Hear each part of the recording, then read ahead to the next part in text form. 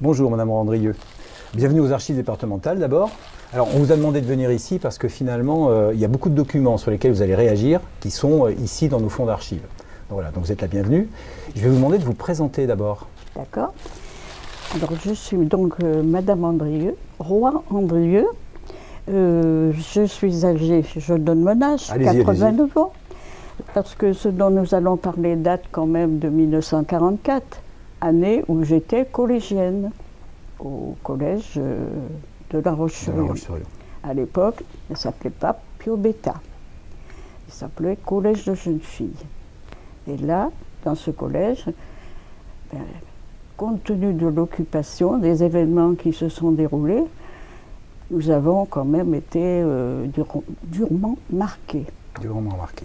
Voilà. Et alors, donc une des raisons pour laquelle vous faites venir, vous voyez, je vais faire un petit peu de bruit en ouvrant le document, c'est parce qu'on a découvert il y a quelques années un document qui vous concerne. Oui. Alors, nous, on appelle ça le cahier Piobetta, parce qu'il a été trouvé dans le collège Piobetta au moment de son déménagement. Et donc la documentaliste était un petit peu intriguée par ce document, qui n'était pas daté, qui avait une allure, une physionomie un peu ancienne. Et donc, on a réussi à récupérer ce document-là, quelque part à le sauver. Hein, ah oui. et oui, puis à le dater. Et donc c'est un document auquel vous, comme élève, vous avez participé. Donc c'était un exposé. C'était un travail collectif. D'accord. Vous pouvez nous dire un mot sur ce travail-là? Mais c'est un travail qui était supervisé par, qui avait été suggéré aussi par les professeurs de français et de dessin surtout. Quand nous sommes revenus dans les locaux Place Napoléon, à la Libération, donc qui date de 1945. La rentrée 45. La rentrée 45. D'accord. Voilà. Et là, on vous a demandé de faire cet exposé. Là, on nous a demandé, je ne peux pas vous le dire, je pense que c'était avant la fin du premier trimestre, mais je ne me souviens pas bien. D'accord. Voilà. Donc, les enseignants qui vous ont demandé de produire cet exposé, auquel vous avez eu une bonne note. Hein. Je vois, je ne sais pas quel était le barème exactement, mais il y a en présentation 8,5, en dessin 8,5 et en texte 8,5. Donc ça fait une bonne note pour la classe. Oui, il y avait une bonne note. Mais je pense que ça n'a pas été fait pour vraiment pour avoir une note. Hein. Ça a été fait parce que tout le monde, on a voulu spontanément aussi, dès la demande, participer, hein, qu'il reste au moins quelque chose. Oui, parce que si on remet en contexte, on est juste après la fin de la guerre. Oui. Donc La Roche-sur-Yon est libérée à peu près à quel moment? Septembre 44. 44, d'accord. Et puis, retour dans les locaux. Donc finalement, il y a toute une année scolaire qui se fait après la libération de La Roche-sur-Yon, mais sans travail immédiat sur les événements. Et c'est à la rentrée suivante qu'on vous demande de faire cet exposé. Voilà, oui, voilà. Et vous pensez que ça correspondait à un besoin, à la fois pour vous, pour les enseignants? Il y avait un besoin derrière d'exprimer le vécu de l'occupation? Je pense qu'il y avait un besoin de s'exprimer. D'autant plus que, c'était quand même soulagement de ne plus être occupé. Parce que le mot occupation, il était lourd pour tout le monde. Vous l'avez connu jeune, donc vous avez des souvenirs assez précis. Oui. Alors, vous voyez, vous le redécouvrez un peu ce travail-là. Ah, tout à fait, Est-ce qu'il y a des choses qui vous frappent un petit peu? Vous m'avez dit tout à l'heure que notamment vous étiez frappé par le rendu des couleurs. Les couleurs, écoutez, il n'y a pas de doute, hein, il ne s'agit pas... D'autres, les soldats sont bien les Allemands qui étaient là. C'est précis dans votre habillés souvenir. de vert, oui. Donc certains élèves étaient chargés des dessins, c'est ça, de faire des dessins? Oui, mais aidés. Hein, aidés par le professeur. Oui. D'accord. Oui. Et d'autres ont produit le texte, certainement, le récit? Ah oui, il y a des écritures différentes. Moi-même, je suis incapable, avec le temps, de retrouver la mienne et de rechercher. Alors là, j'ai eu un événement. C'est la mention d'un milicien qui a été exécuté. Et il y a très peu de temps, j'ai eu un détail à ce sujet. D'accord. J'ai eu un détail, c'est-à-dire la sœur d'une de mes camarades de classe assistait presque à l'exécution de ce monsieur, parce qu'elle revenait de la route de Saint-André, chercher du lait, et elle a aperçu quelqu'un tirer sur cette charrette d'infirme. Il faut expliquer que c'était un infirme de la Première Guerre mondiale. De la Première Guerre mondiale. Ce qu'on appelle les gueules cassées ou les invalides. Voilà. Et qui avait fait partie de la milice pendant la guerre. Exactement. Et donc, dans l'ambiance de la fin de la guerre où il y a pas mal de règlements de compte, effectivement... Il était détesté. Il était par la population. Hein. C'était la bête noire. Hein. C'était la bête noire. Ah oui. C'était la bête noire. Et ce qui est intéressant, c'est que voilà, les élèves de l'époque rendent compte de ça. Vous voyez les vélos, par exemple, ici. Alors là, la remise des vélos. Oui, au début de l'occupation. La remise des vélos, au début de l'occupation, la population lyonnaise a été invitée à aller apporter ce qu'elle avait en cycle. Il y avait des collectes qui se passaient sur le boulevard. Et là, bon, ben, naturellement, on essayait de camoufler les beaux vélos. Hein, mais ceux qui ne fonctionnaient pas très bien étaient donnés de façon à ce que ce soit très peu utilisé. Hein. Alors il y a toute une partie du récit sur le maquis de Dompierre. Sur le maquis de Dompierre, oui. Qui a été fait d'une manière un petit peu romantique. Il y a une jeune fille mais qui enfin, raconte. il y a quand même, je l'ai relu, il y a quand même quelques renseignements. Bien sûr, bien sûr. Oui, on peut penser que c'est une jeune fille qui a été mise au courant de la manière dont on vivait dans le maquis. Et par un de ses camarades, oui, moi je pense. Alors vous aviez une camarade dont le papa avait des responsabilités dans la résistance. Peut-être qu'elle a participé à ce récit-là. Elle a certainement participé, mais je ne reconnais pas son écriture. Alors cette camarade... Cette camarade était la fille de M. Maurice Baffer, qui avait été formé à l'école d'officiers de Saint-Mexan, et qui, ayant fait la guerre avec un Lyonnais rencontré au combat... Alors la campagne de 40, 39-40... 39-40... avait été blessé. Ce monsieur s'appelait monsieur Lucien Bouillet. Il était de La Roche-sur-Yon.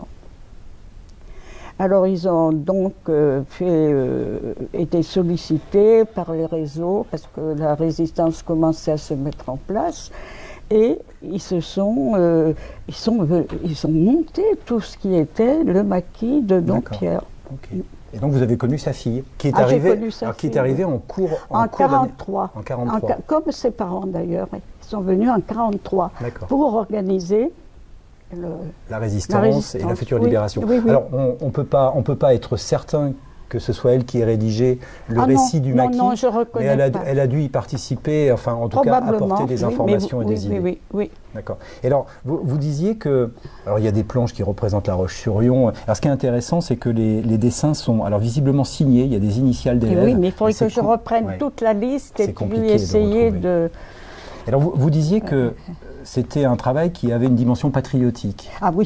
Pourquoi dites-vous ça? Pourquoi? Parce que nous... Après, là, quand on arrive à la fin de cette période d'occupation, on avait commencé quand même, on était quand même imprégnés, nous, ceux qui arrivions, les jeunes, là, de la guerre de 14-18. Il y avait parmi nous beaucoup d'élèves qui avaient perdu, et de camarades, leur grand-père, leur oncle, donc des proches, très proches. C'est quelque chose de très présent, la Première Guerre mondiale encore.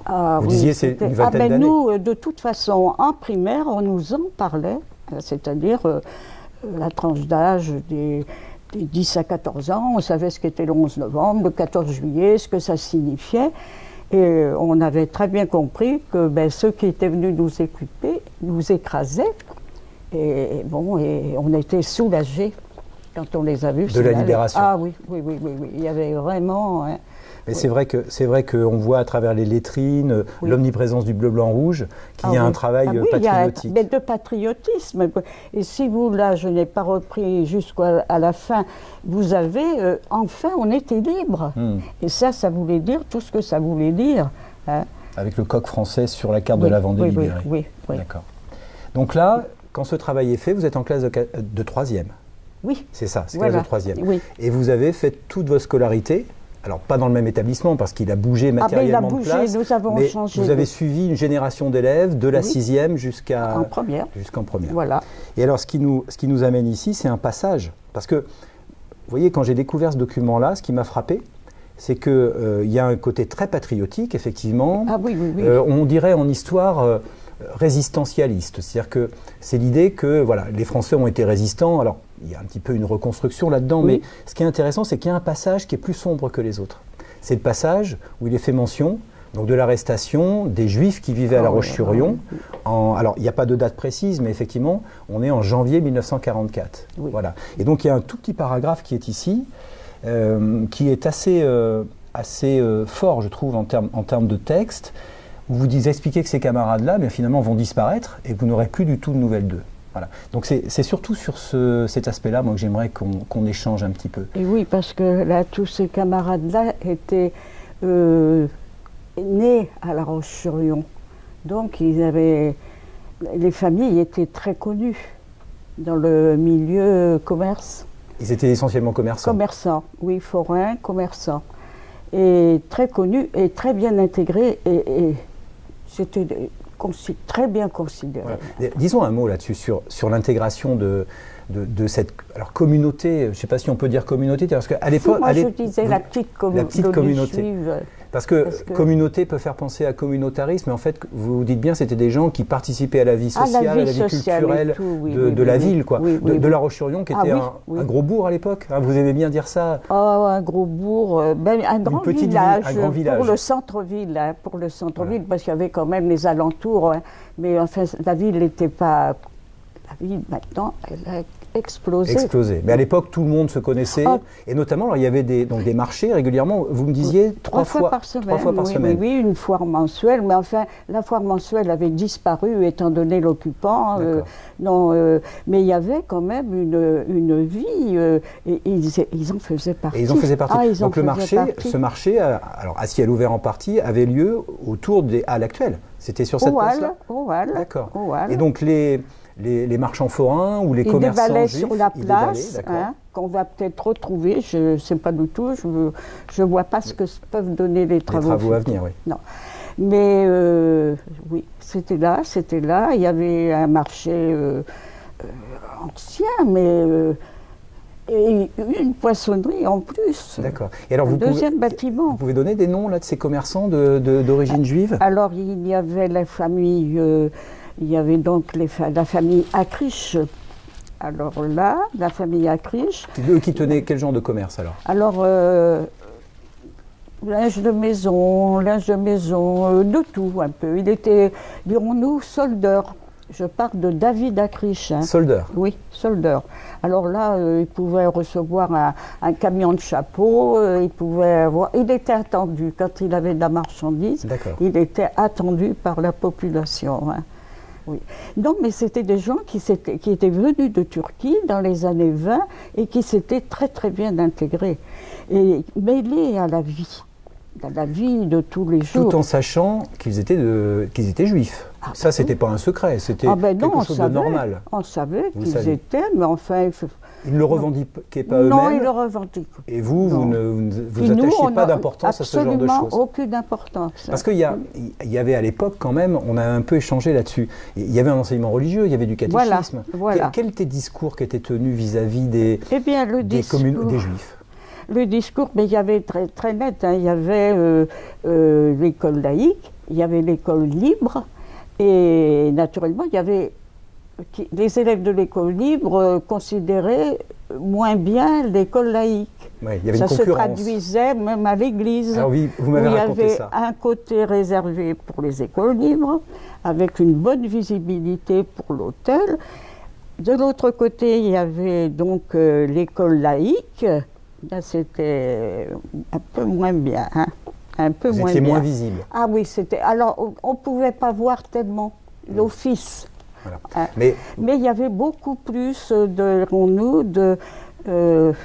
l'école libre méprisait un peu le... Oui, il y avait un discours. Oui.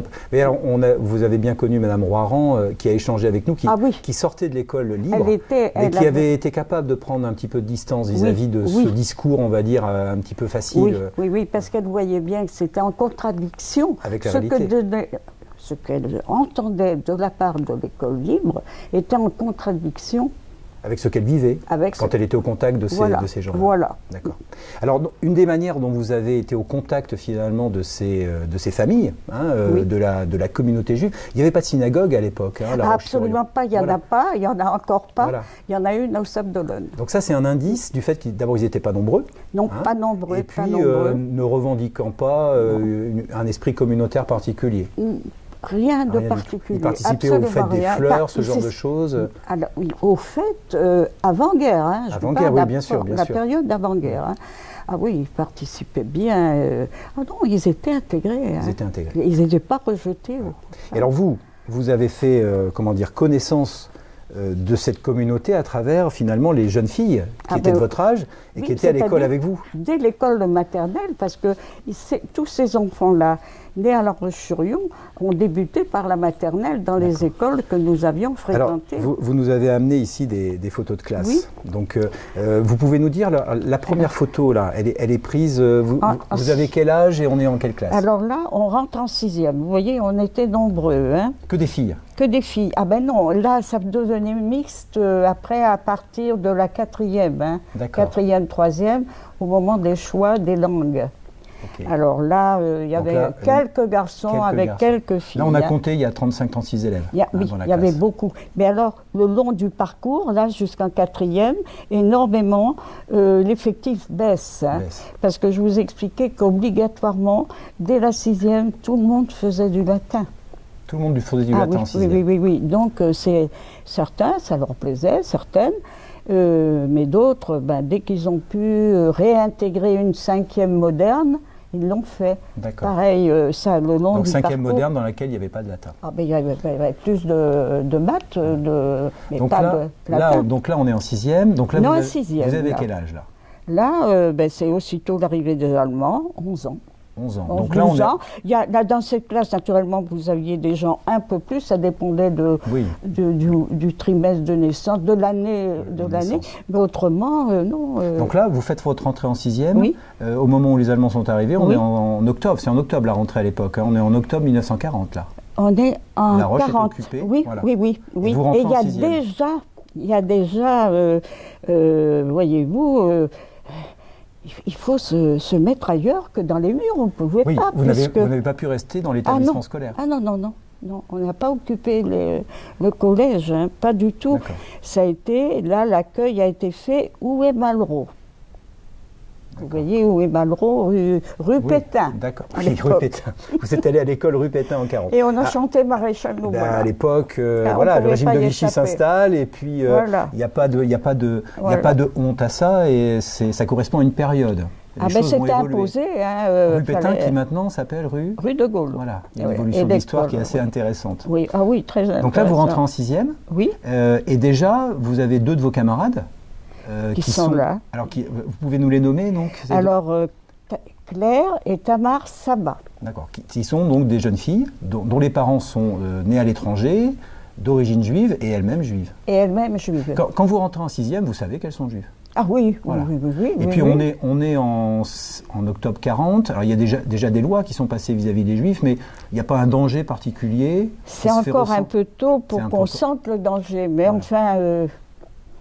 Vous savez, mais ça va vite parce que ça a été très vite. Parce qu'après il y a donc on les retrouve avec vous en 5e. En 5e. Ici, oui. Alors là vous avez Tamar.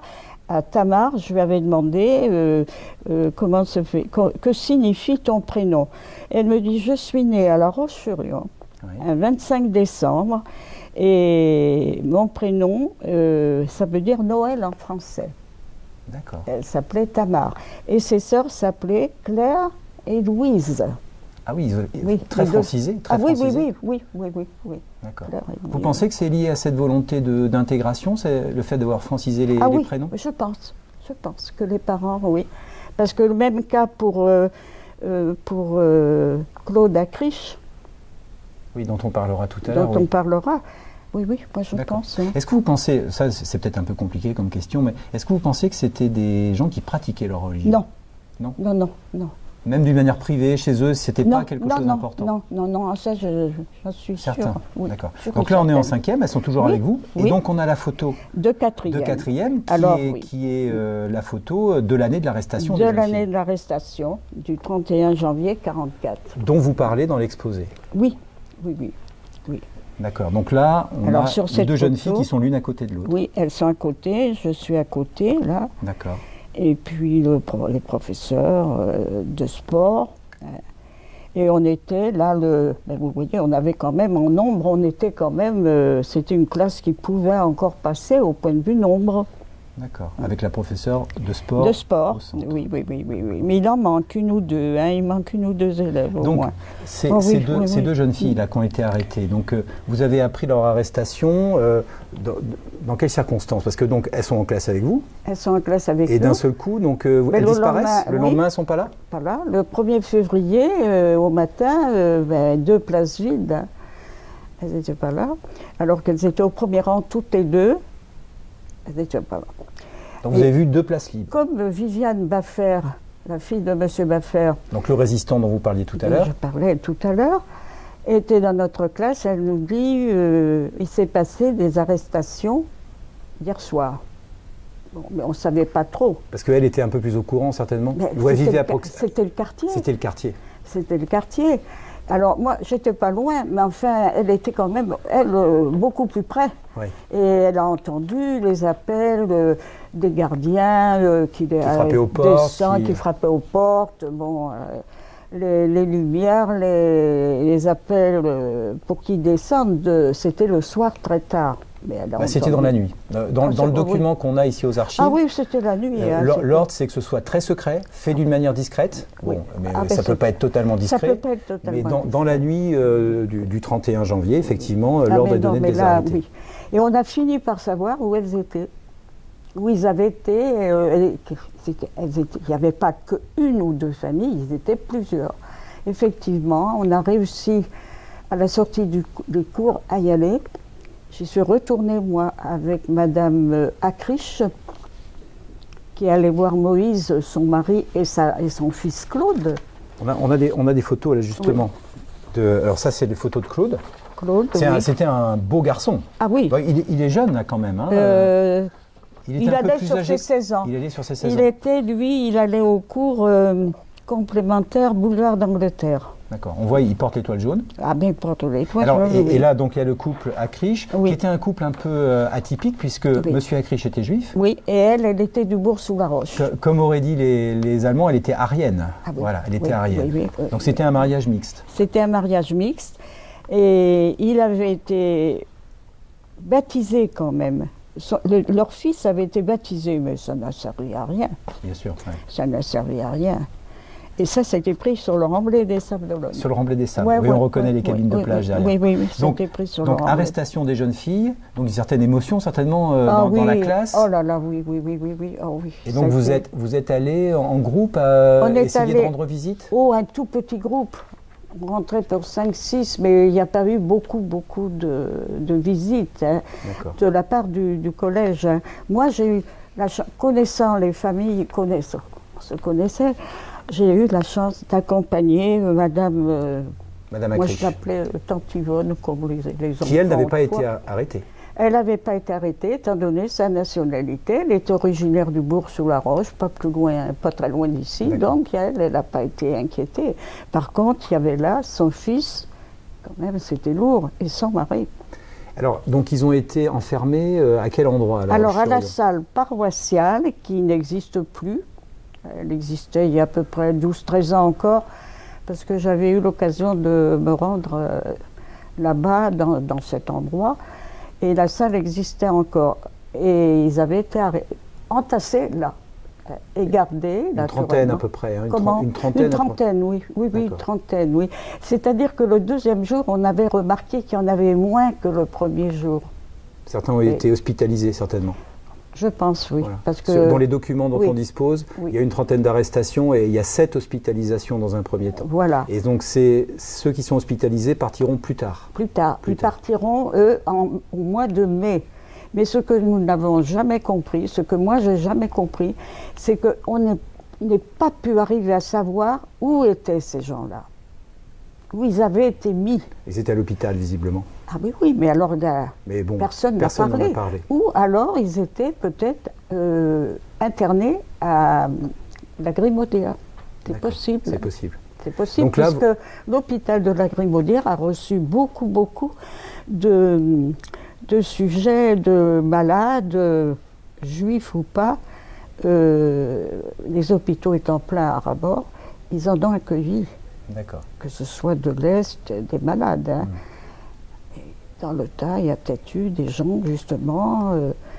Ils ont été surveillés par la préfecture qui, après, effectivement, les a emmenés vers Paris.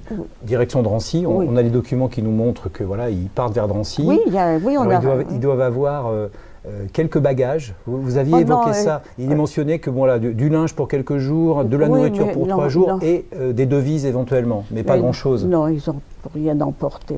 Pas grand-chose. Il n'y a qu'une chose dans l'image et j'ai encore une camarade qui survit, qui est d'ailleurs de mon âge, qui habite la Charente, eh bien, elle me disait qu'elle ne peut pas oublier cette image. Il y avait la maman de, moi non plus d'ailleurs, de Claire et de Tamar. Oui. Elle avait cru bon de se munir d'un édredon, et cet édredon était rouge. Il était plutôt encombrant, le pauvre édredon, mais il n'y avait rien, il n'y avait rien. Ils étaient sur de la paille. Hein. Ce qu'il faut savoir, c'est que... Assis sans qu'il y ait de possibilité d'être installés comme il fallait. Hein. Et ils ont dû faire vite. Hein, ils sont restés 3 jours à peu près. Ce qu'il faut savoir, pour remettre les choses en perspective, effectivement, c'est que vous avez raison, c'est qu'il y a quelque chose de saisissant dans le fait que ces camarades sont avec vous la veille, encore en cours. Oui, oui, et le lendemain matin... Le lendemain matin, ils ne sont plus là. Pendant 2 ou 3 jours, vous pouvez espérer croiser leurs regards, les voir. Oui, hein. Et le troisième, quand on revient avec l'épouse de Moïse, plus personne, la porte était fermée. Voilà. Et d'une manière radicale, ils disparaissent. Ah oui. Parce que quand vous dites dans votre exposé, enfin vous, vos camarades, que c'est ceux dont vous ne deviez plus avoir de nouvelles, c'est une réalité parce que donc ces juifs comme d'autres, hein, en 1944, partent vers Paris, vers Drancy, et après ils disparaissent. Quand on les a vus, il leur restait 8 jours à vivre. Parce qu'ils sont arrivés, paraît-il, le 10 février à Auschwitz. Ils ont été gazés tout de suite. Ben oui. Il y en a un seul qui est revenu. Moïse est revenu. Moïse est revenu, mais son fils n'est pas revenu. Oui, ça il faut mettre un petit éclairage là-dessus, c'est intéressant. Parce que donc, Moïse et son fils partent, mais tous les deux vont rentrer dans le camp d'Auschwitz. C'est-à-dire qu'effectivement, il y a un tri qui est fait au moment où les gens arrivent.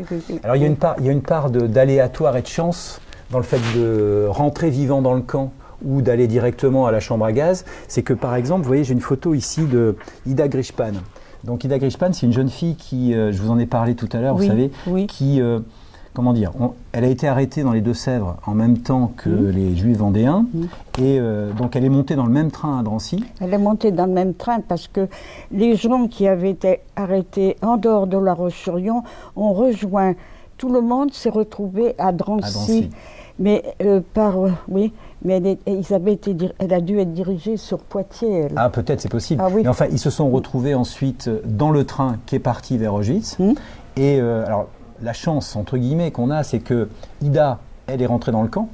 Et alors, elle explique, c'est un peu comme Simone Veil, c'est un concours de circonstances. Vous voyez, la vie, à cette époque-là, ne tient pas à grand-chose. Elle semble un peu plus mûre que son âge. Elle a une quinzaine d'années, elle est toute jeune à l'époque. Elle a une coiffure, elle était assez coquette. Elle explique qu'elle a une coiffure un peu haute, comme ça se faisait à l'époque. Et bon, on la prend pour une jeune femme. Et donc, elle peut rentrer dans le camp parce qu'elle semble assez grande et assez costaude pour travailler. Et elle explique d'ailleurs que ce qui l'a sauvée, c'est qu'elle n'a pas voulu monter dans un camion qui emmenait les gens un petit peu fatigués à la descente du train. Elle a dit non, je ne monte pas dans le camion. Et elle pense, c'est ce qu'elle raconte dans son ouvrage, parce qu'elle a écrit un ouvrage après, elle pense que c'est ce qui l'a sauvée. Et donc elle est revenue vivante et elle a beaucoup témoigné sur cette époque-là. Et donc à travers elle, quelque part, on a un petit peu une trace de ce qui est arrivé à nos Juifs vendéens et de La Roche-sur-Yon. C'est-à-dire que Moïse déjà a pu raconter, mais à un certain moment, il a perdu la trace de son fils. Oui, voilà, parce que eux deux, donc Moïse et Claude, sont rentrés dans le camp. Mais alors, ce qui est terrible, c'est qu'ils sont rentrés dans le camp ensemble, mais ils se sont tout de suite perdus, le père et le fils. Très vite. Très vite. Et donc Moïse est revenu. On pourrait revenir sur ces circonstances-là, mais son fils, lui, n'est pas revenu. Non. Alors, l'histoire de Moïse a été relatée à son retour. Ça a été des cris de joie dans le quartier. Vous pensez, à travers, quand les gens ont su que Moïse revenait. Mais Madame, son épouse, elle n'a jamais accepté... Elle s'est jamais vraiment remise de la chose. Non, jamais. Parce que Moïse Acriche, lui aussi, a eu... c'est compliqué d'employer le terme chance, c'est compliqué, mais il y a des circonstances qui ont fait qu'il est revenu favorable. Parce qu'à la fin de la guerre, donc, alors que les Russes avancent vers Auschwitz, mais vous avez lu le récit qu'il a donné à Ouest-France. Voilà, il explique que il est parti avec ce qu'on appelle les marches de la mort et il a échappé à une fusillade. Il est tombé sous des corps en fait. Il est tombé sous des corps. Il a échappé à ça. Et puis il est rentré à La Roche-sur-Yon. Il est rentré. Et je pense qu'il a attendu son fils tout le reste de sa vie, je pense. Ah oui, toute sa vie. Et son épouse, la même chose. Hein. Vous les avez fréquentés un peu après? Ah, beaucoup, oui. Et il a repris son travail de forain. Ce qui était bien, quand même. Vous voyez, il s'est pas mis en retrait, rien. Il allait au stade, il allait le dimanche après-midi. Non, il participait vraiment à la vie, comme avant de partir. Comme avant de partir. Avec le choc donc, de revenir seul. Alors un mélange d'incompréhension, de culpabilité parfois.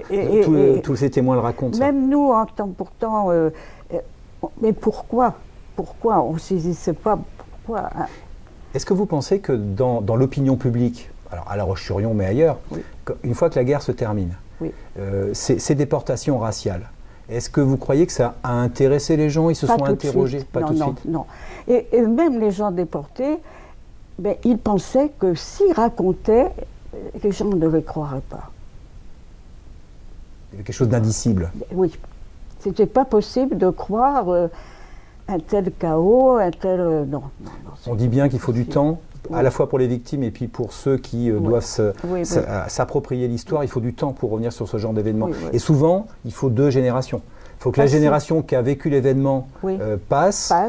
Elle préserve ses enfants souvent. Elle préserve ses enfants de ce risque-là. Et donc, et c'est les petits-enfants souvent qui reviennent vers la mémoire. Oui, mais c'est cela. Et vous en êtes un témoignage, parce que finalement... c'est ce qui se passe, parce que même actuellement, le petit-fils de M. Dadoun, il ignorait tout de son grand-père. M. Dadoun, il faut nous expliquer. Alors, M. Dadoun était le secrétaire général de la préfecture, et il était donc juif, donc immédiatement, puisqu'ils sont arrivés en 1939, bon, il a exercé 39-40. Les Allemands étant arrivés, il a été limogé tout de suite. Est-ce qu'il y a des lois, donc il y a des lois, alors prises par Vichy d'ailleurs, qui ont sorti de l'administration française, écarté de certains métiers les Juifs. Et puis donc il a perdu son métier. Il a perdu son métier. Il avait perdu son épouse, qui elle était bretonne, peu de temps avant d'être nommée à La Roche-sur-Yon. Et il avait une fille, celle qui était en seconde en 1942, quand il a été arrêté. Alors ce monsieur Dadoun est devenu notre voisin, peut-être un an, 15 mois, pas 18 mois. C'était un notable de la République et d'un seul coup il n'est plus rien. C'est un haut fonctionnaire, il faut dire les choses, qui du jour au lendemain a tout perdu. Tout perdu. Son honneur, son métier. Voilà. Eh bien, sa fille, qu'on a enterrée la semaine dernière, elle n'a jamais raconté, elle n'a jamais pu raconter l'histoire de son père. Alors, à ses enfants. À ses enfants. Elle n'a jamais pu le raconter. Et elle vous a expliqué pourquoi? Ils ont découvert l'histoire. C'est les enfants qui ont découvert l'histoire sur le tas. À travers les recherches qui ont été faites. Ils savaient qu'il avait disparu. Mais elle n'en avait jamais parlé. Et vous me disiez que ce monsieur Dadoun, il s'était totalement effondré après la perte de son emploi et cette marginalisation. C'était, oui. Vous savez, quelqu'un de traqué. Quelqu'un de traqué, oui. Donc il est arrêté en 1942, lui. Il est arrêté dès 1942. Il a été arrêté en 1942. Et je l'ai vu arriver le lendemain de son arrestation. Mais ça a été vraiment... même choquant, parce que voir un voisin arrêté, être sorti de force d'une traction et être amené à la Gestapo, la boulevard Aristide-Briand, reconnaître ce voisin.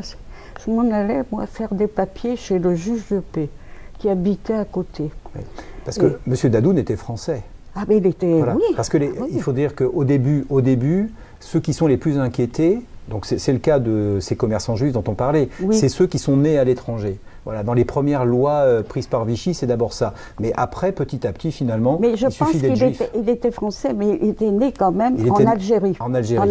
Il était fils de rabbin. Bon, déjà. Mais enfin, il se préparait à avoir sa carrière, l'avait amené jusqu'à l'occupation. Oui, là, oui. D'accord. Oui, parce que alors, en fait, on a parlé de la rafle de 1944. Mais avant, les Juifs ont déjà été inquiétés. D'ailleurs, il y a une question, moi, qui m'intrigue, c'est ces jeunes filles-là, vos camarades. Oui. Est-ce qu'elles avaient peur? Est-ce que vous avez la sensation que petit à petit, il y a une espèce d'anxiété et de peur qui est montée chez elles? Il y en avait une, la plus jeune, Claire, eh bien, elle sursautait pour un rien, elle était inquiète, elle était... Sa sœur, là, Tamar, non, elle semblait mieux supporter.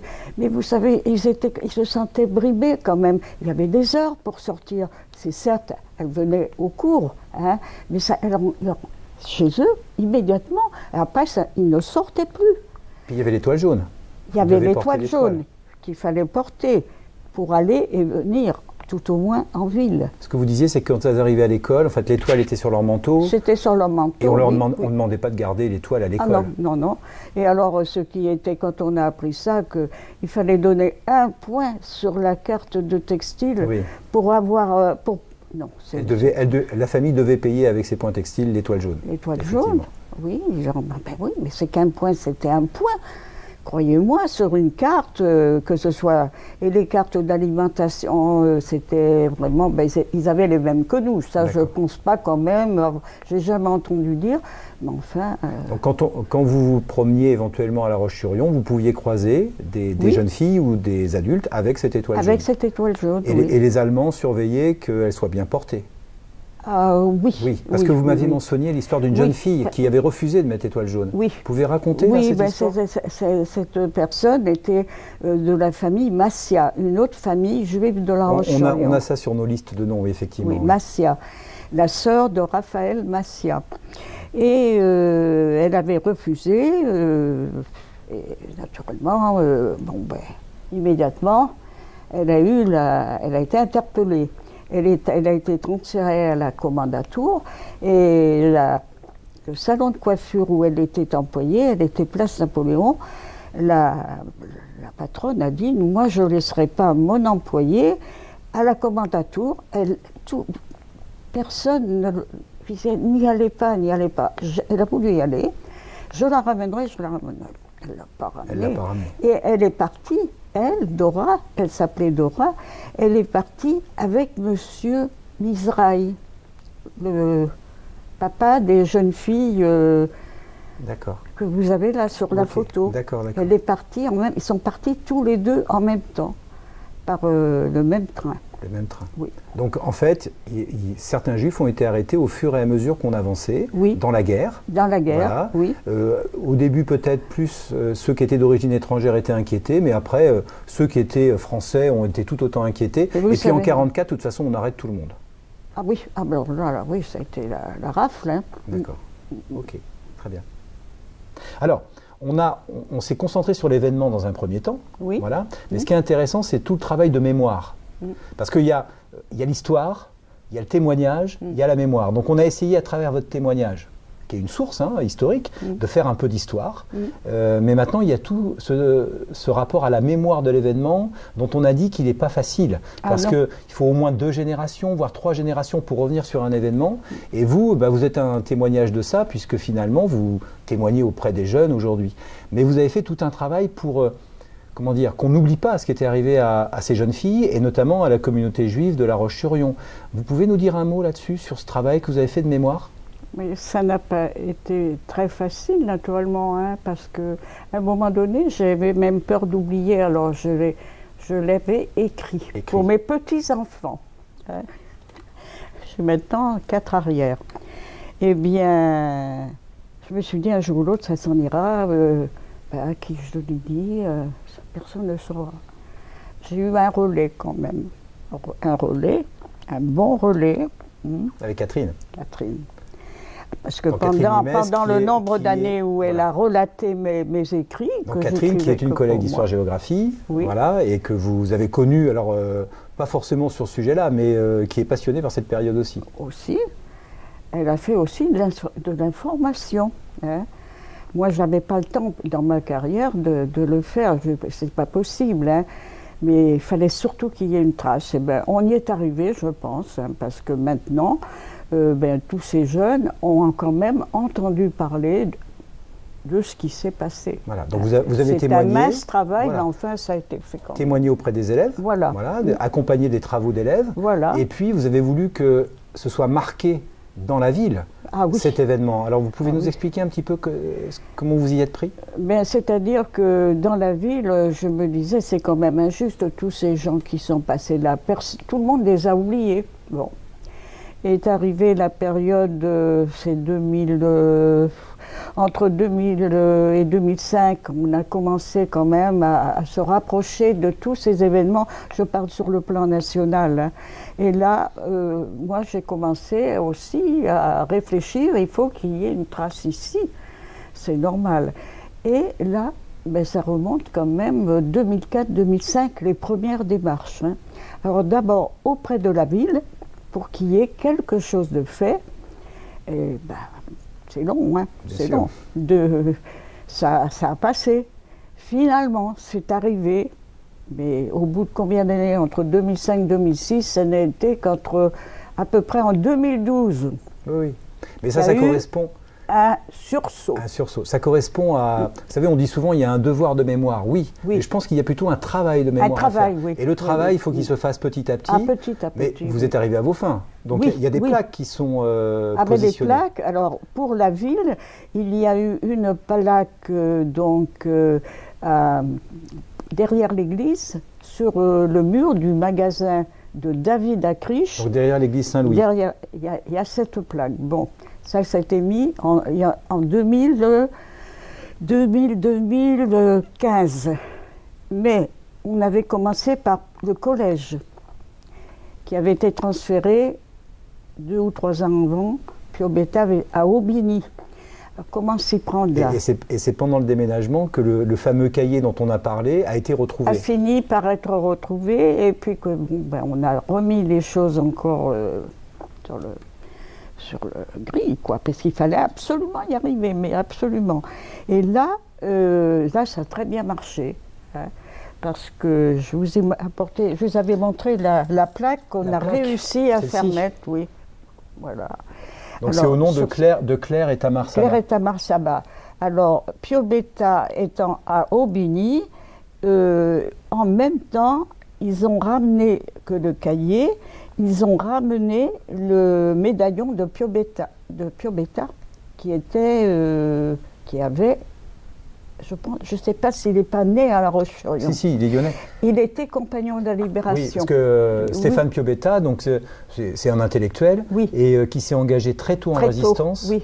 Et ce qui est intéressant dans son parcours, c'est que c'est quelqu'un qui a, donc, au contact des Français libres, on lui a proposé des postes à responsabilité. Voilà. C'est quelqu'un qui s'est engagé physiquement et qui a voulu se battre, et qui est mort à la fin de la guerre. Il est mort en Italie, bon, bah alors là, le pauvre, il a pas pu continuer. À Aubigny, on a transporté les éléments de mémoire du collège. Alors, la plaque souvenir là, que vous voyez là, a été mise en 2013, elle. D'accord. Mai 2013. Et en même temps que le médaillon, et la plaque et le médaillon figurent à l'entrée, dans l'entrée, je pense. Je ne suis pas retournée. Non, mais moi je peux vous rassurer sur le fait de la portée de ce travail-là, parce que moi j'enseigne en lycée. Et donc j'ai dans mes classes des élèves qui sont passés par Aubigny et qui étaient là au moment justement où le cahier a été un peu médiatisé et qui, quand je leur parle de l'événement, ils le savent. Et le nom des 2 jeunes filles, ils le connaissent. C'est l'essentiel. C'est l'essentiel. C'est l'essentiel. Alors 2013, c'est donc été la première. 2015, ça a été derrière l'église, place du 11 novembre. D'accord. Et 2014, avant, il y avait eu M. Dadoun à la préfecture. Il y a une plaque, également. Qui a été posée avec son fils, c'est ça? Son fils était venu? Son petit-fils. Son petit-fils. Son petit-fils est venu, oui. Il a appris l'histoire de son grand-père. À ce moment-là, en plus, c'est un militaire, donc très intéressé par tout ce passé. Et je vous le disais, sa mère, non, il ne savait pas. Et alors, vous voyez, le grand-père était, on va dire, un républicain qui servait la République. Tout à fait. Et le fils militaire, la même chose. Oui. Oui, ben voilà. Donc, d'accord. Très bien. Voilà. Et après. Dans la salle là où ils étaient internés, vous avez fait faire quelque chose aussi? Ah ben oui, mais alors il y a également, à la faveur de ces recherches pour M. Dadoun, les listes de la préfecture, elles ont été consultées. Et il y avait des gens qui étaient passés à la préfecture dont personne n'a fait.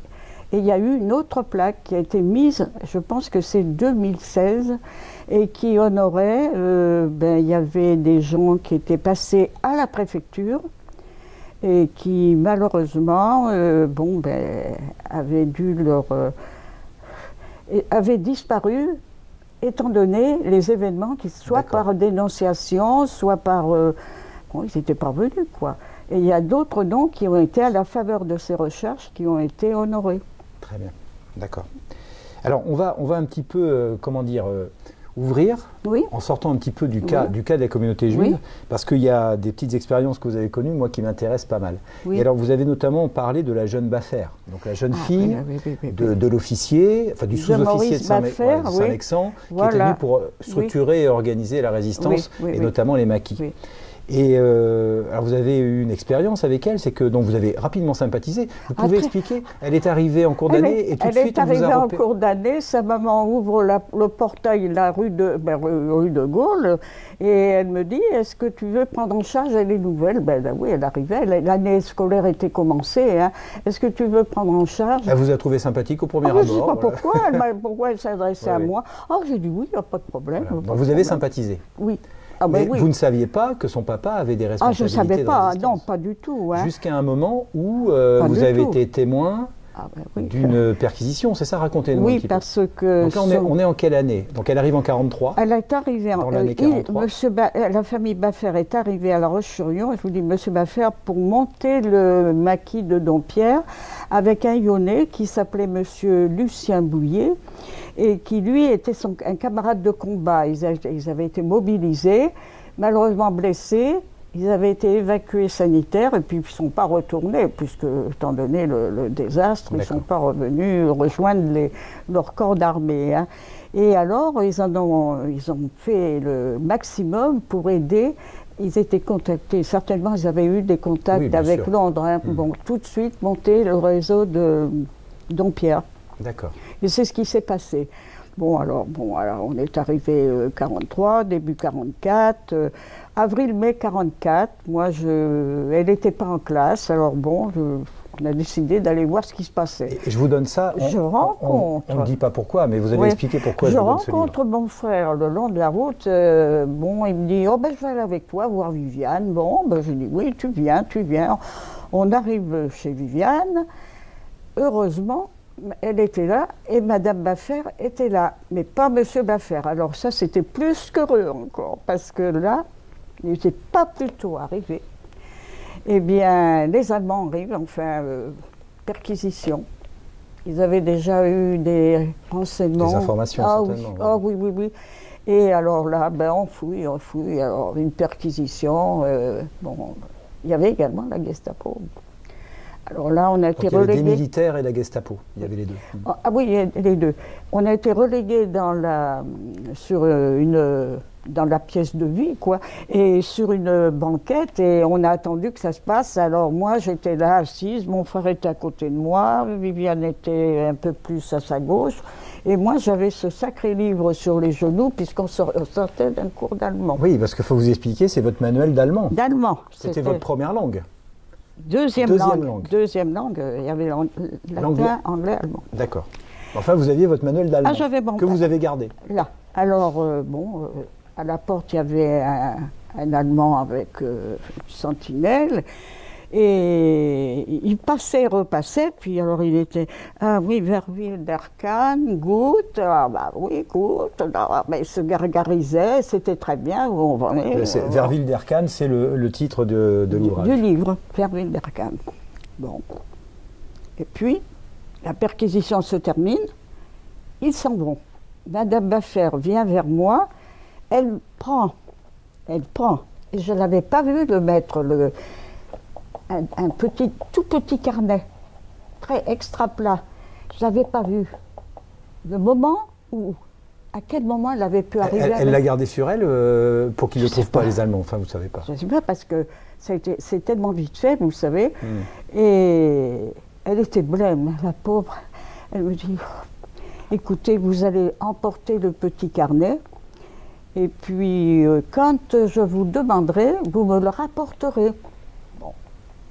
le petit carnet, c'était pour nous incompréhensible. Oui, c'était écrit tout au crayon. C'était du codage. Est-ce que c'était des codes, est-ce que c'était des numéros? On ne savait pas. Hein, mais enfin, on a fait ce qu'on nous a dit. Ça pouvait être du codage pour les parachutages d'armes. J'ai pensé, après on a pensé, oui. Et puis dans le maquis de Dompierre, il y avait des radios aussi. Oui, des radios qui avaient été envoyées par Londres. Par Londres, donc, oui. Ça pouvait être en rapport avec ça. Ça pouvait être un rapport. Dans le cahier Piobetta, qui est sur le site des archives, on peut voir tout ce récit-là. Oui, et il est question de ces radios anglais. Il est question, mais c'est très bien remarqué, il y a au moins une trace de ce qu'il y avait. Donc vous partez avec ce petit cahier? Je pars avec mon frère, et puis en arrivant, on a planqué ça derrière une glace qui était bien contre le mur. Puis ma foi, le temps a passé, mais ça a été assez vite fait. Elle a redemandé le petit carnet, on lui a redonné. Voilà, l'histoire du carnet, mais une belle frayeur, hein, une belle frayeur. Une belle frayeur. Ah oui, vous avez... parce qu'après, ce que j'avais vu, l'arrivée de M. Dadoun, arrivé à la Gestapo, boulevard Aristide Briand, c'est pas vrai, une deuxième fois, ça fait ça. Oui, enfin, vous avez été témoin d'actes de répression vis-à-vis des Juifs, mais aussi vis-à-vis de potentiels résistants. Et c'est très bien, parce que maintenant, le petit-fils de M. Dadoun sait ce qui s'est passé. Hein, vous avez pu lui raconter, effectivement. Ah oui. Alors, il y a donc, comme résistant, il y a M. Baffer, mais qui avait des responsabilités. Mais vous avez connu aussi Gaston Marceteau. Ah oui, parce que c'était... Voilà, alors il faut qu'on explique Gaston Marceteau. Donc c'est un jeune homme qui est un petit peu plus vieux que vous à l'époque. Ah oui, lui, moi je suis de 29, lui il devait être de 26. Voilà. 26, si je parle de Gaston Marceteau... Oui. D'accord. Si je parle de Gaston Marceteau avec vous, c'est parce que c'est quelqu'un qui s'est beaucoup engagé également dans la mémoire de la résistance et de la déportation. Il a été déporté. Oui. Et c'est quelqu'un qu'on recevait beaucoup aux archives départementales. Et on va certainement faire un petit document vidéo sur lui. Mais ce qui m'intéresse à travers lui, c'est de voir comment des jeunes de l'époque, alors plus vieux que vous, parce que vous étiez quand même très jeune à l'époque, comment des jeunes gens de l'époque pouvaient s'engager en résistance. Parce que vous avez dit des choses très intéressantes tout à l'heure sur le souvenir de la Première Guerre mondiale. Et pour Gaston Marceteau, c'est quelque chose qui a joué un rôle. Oui. Donc si on le resitue, Gaston Marceteau, c'est quelqu'un qui est un petit peu plus vieux que vous, mais dont les parents sont de La Roche-sur-Yon. Ah, ils étaient originaires très proches de... Je ne peux pas vous dire de quel... Ils étaient marchands en grains, c'est ça? Oui, ils ont d'abord tenu un café. Bon, puis alors après, ils se sont installés, marchands en grains, rue d'Amarne. D'accord. Et nous, on était la rue en dessous. Et alors, à travers le cas de Gaston Marceteau, on peut comprendre ce qui a un petit peu saisi les habitants de La Roche-sur-Yon au moment où les Allemands sont arrivés. Ah oui, et comment ça a pu décider les gens. Il s'est engagé en résistance rapidement, mais il s'est engagé en résistance par rapport à une réaction de son papa. Tout le monde avait peur. Hein. D'accord. Ah, mais c'était vraiment la peur de ce qui se passait, de ce qui nous attendait surtout, comment on allait pouvoir affronter ça. Hein. Parce qu'il y a une impression d'omniprésence et de puissance des Allemands. Ah oui, on était écrasés. Hein. Il faut bien dire, on était écrasés. Et son papa, donc il racontait souvent cette scène-là. Oui. Son papa, un dimanche. Donc ça doit être le dimanche où les Allemands, le week-end où ils sont arrivés, peu de temps après. Ils sont arrivés un samedi, et donc en plein après-midi. Voilà. Hein. Et le lendemain, sa maman va à la messe, et son papa n'y va pas. Et il dit, je vais me promener dans La Roche-sur-Yon. Oui, mais il n'a pas dû se promener longtemps, parce que, il n'a pas dû se promener longtemps. Ça l'a tellement saisi que, donc, il a vu les Allemands très présents sur la place. Nous, on les a vus arriver, là, vraiment, leur arrivée, hein, depuis, par la rue de Nantes. Hein. D'accord. Et il est rentré chez lui. Et il a dit à son fils, ce sera insupportable. Insupportable. Et il est allé pleurer au fond du jardin. Et Gaston Marceteau disait souvent que c'était une des raisons pour lesquelles il s'était un petit peu plus tard engagé en résistance. Il a compris que... Mais ça, là vraiment, c'était écrasé. Écrasé. Et alors, ce qui est intéressant, c'est que Gaston Marceteau va être il travaillait ici aux archives départementales, qui était un bâtiment qui dépendait de la préfecture. Oui. Et il travaillait au rationnement. Au bois et charbon. Oui, oui. Et il avait peu de temps qu'il avait quitté le lycée. Hein. Oui, il a travaillé très tôt. Et en 1943, il est arrêté et déporté à Buchenwald. Oui. Mais vous l'avez vu revenir, Gaston Marceteau. Donc, vous pouvez nous donner vos impressions là-dessus? Il était dans un état, le pauvre, un fantôme. Hein. Un fantôme. Ah oui, un fantôme. Parce qu'on parlait tout à l'heure de la difficulté d'entretenir la mémoire d'un événement, mais lui est revenu donc physiquement fatigué, mais aussi dans l'incapacité finalement de communiquer et de vraiment pouvoir parler. Oui, d'ailleurs, voyez-vous, il avait un camarade, deux camarades, à peu près de la tranche d'âge, ben, c'est pas compliqué, il est revenu en même temps que Guy Trajan. Guy Trajan, bon. Et d'un autre... Ils étaient tous les deux à Buchenwald, je pense. Oui. Hein, oui. Et un autre qui était... non, Guy Trajan devait être à Dachau. À Dachau. À Dachau, oui. Et l'autre aussi, Aubert, était... Non, non. Vous l'avez, le dernier discours de Gaston? Non, je l'avais envoyé à M. Ekman. D'accord.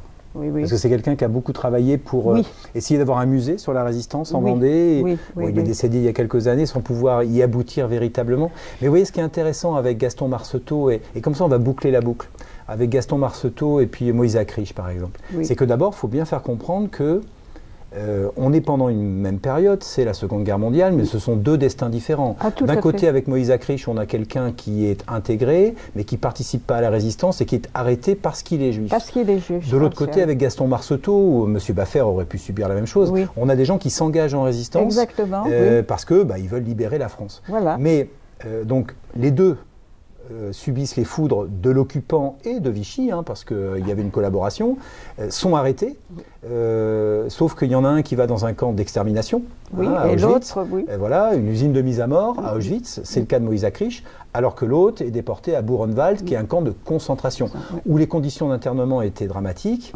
mais il ne s'agissait pas, dès que vous arriviez, d'avoir un tri et de vous mettre à mort. D'ailleurs, ça c'est des choses qui sont compliquées à comprendre immédiatement après la guerre. C'est bien de pouvoir en témoigner parce que les choses se mettent en ordre.